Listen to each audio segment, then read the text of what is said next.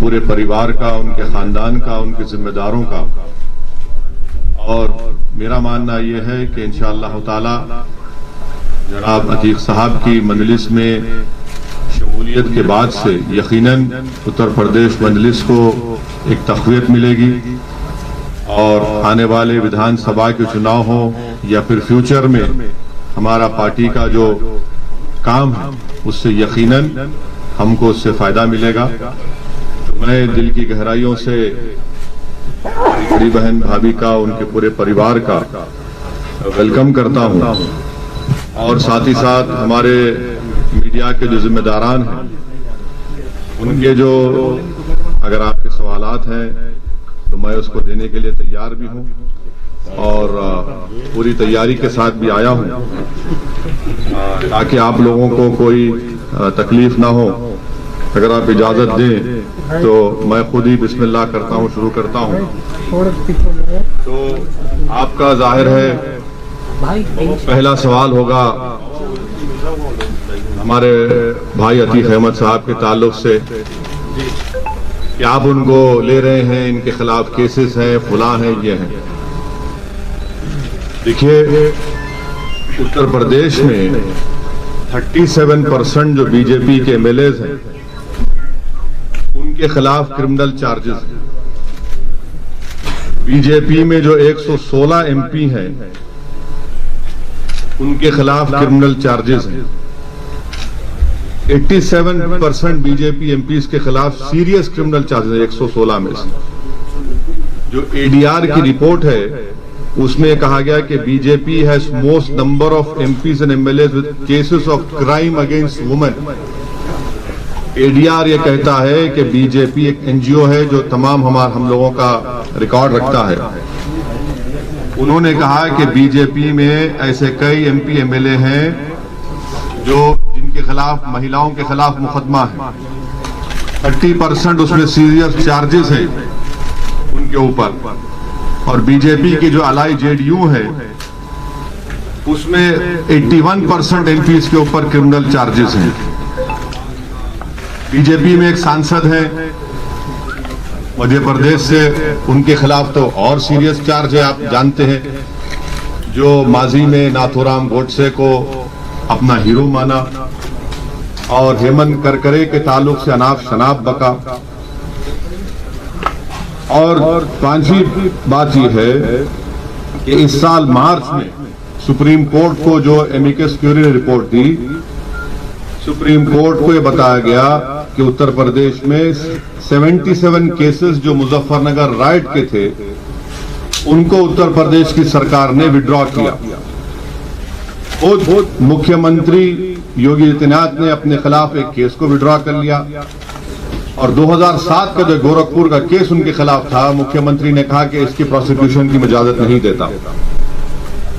तो इससे एक बात और इससे बात साफ जाहिर हो गई कि जिस किसी पॉलिटिशियन का नाम प्रज्ञा होगा, अजय होगा, कुलदीप होगा, संगीत होगा, सुरेश होगा, कपिल होगा, वो लोकप्रिय नेता होगा।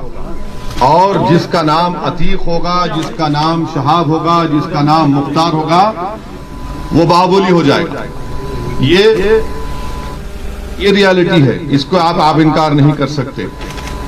और अगर अतीक अहमद मुजफ्फरनगर कांड से पहले अगर कोई प्रोवोकेटिव स्पीच देते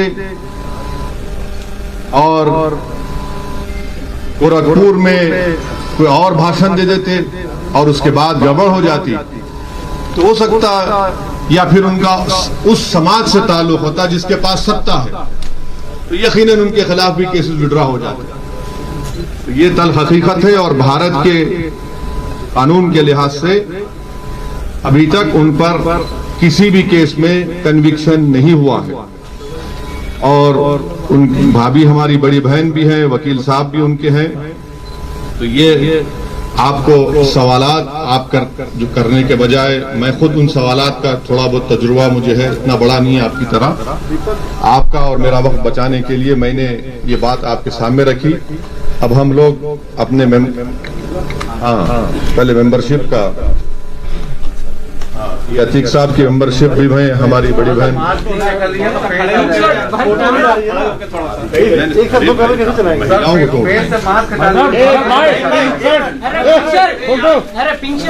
अतीक साहब की मेंबरशिप का दे रहे हैं। ये हमारी बड़ी बहन भाभी का भी मेंबरशिप हमारे और फिर पकड़ लेंगे। बिल्कुल बिल्कुल, आप जैसा बोले। अभी एक बार आप ले लीजिए हमारा, वो आपको आप देख लीजिए, आपकी बरादरी है। तो मैं अब हाँ इधर भी देख लीजिए।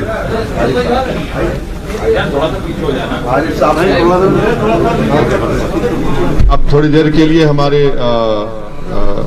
अतीक भाई की वाइफ और वो हमारी बड़ी बहन आपको कुछ बोलना चाहिए।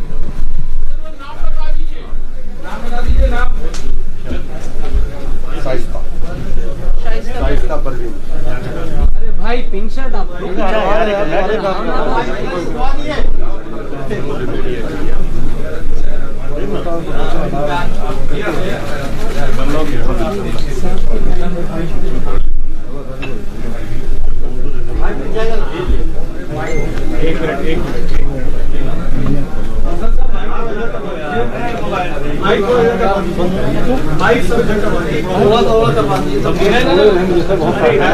आप नहीं पूछने वाले हमसे, कर दे। आप नहीं पूछेंगे हमसे, अगर आप हमसे नहीं पूछे तो माइक बता देते।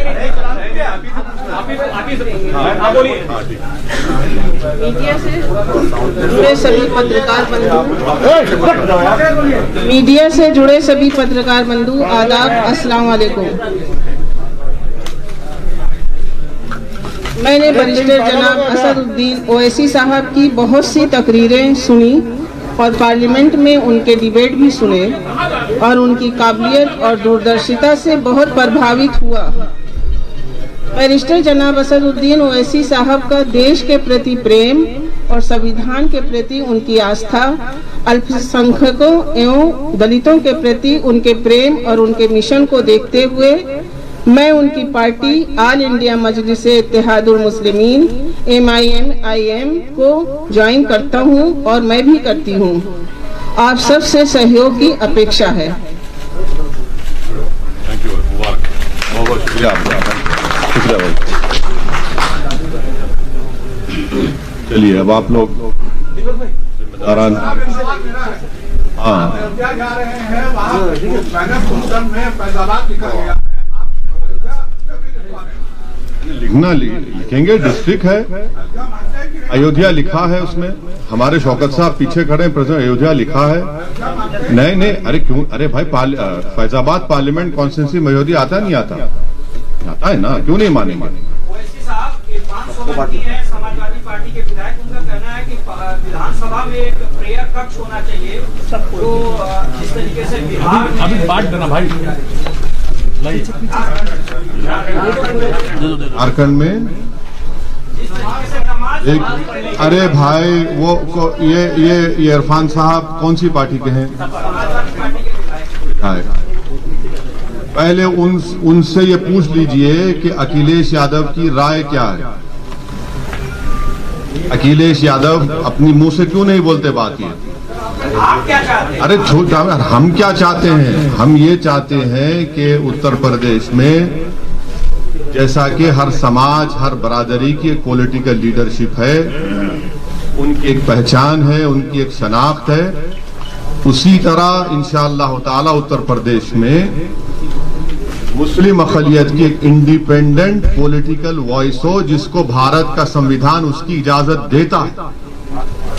ये जो मौसूफ का आप नाम लिए, ये सिर्फ इस तरह की बातें करते हैं। जब मुजफ्फरनगर का कांड हुआ, भारत की आजादी के बाद 50,000 से ज्यादा लोग बेघर हो गए। उस वक्त तो इनकी जबान बंद थी, गूंगे बने हुए थे। उस वक्त उनको उस मस्जिद याद नहीं आई जो आज मुजफ्फरनगर वीरान हो चुकी है। तो यही फर्क है, ये चीज हम लाना चाहते हैं। सवाल ये है कि तरीके से आपने आजम खान साहब के स्वास्थ्य के बारे में बोला कि जल्दी वो स्वस्थ हो जाए, उनकी यूनिवर्सिटी बची रहे, क्योंकि वो यूनिवर्सिटी सबकी है। क्या जैसे आज अतीक अहमद जी के परिवार ने आपकी पार्टी को ज्वाइन किया है मजबूत करने के लिए, आप चाहेंगे कि आजम खान साहब भी आपकी पार्टी को ज्वाइन करें मजबूती के लिए? देखिए, मैं जो आजम खान साहब के बारे में कहा था उस पर आज भी कायम हूं।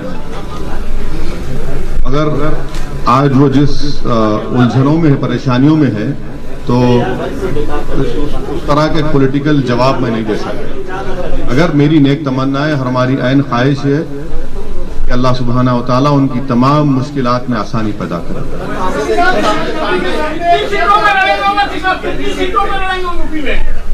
हमारे उत्तर प्रदेश के प्रेसिडेंट जनाब शौकत साहब ने पहले ही आप लोगों को बताया है कि हम लोग आने वाले विधानसभा में 100 सीट पर लड़ने की पूरी तैयारी कर रहे हैं।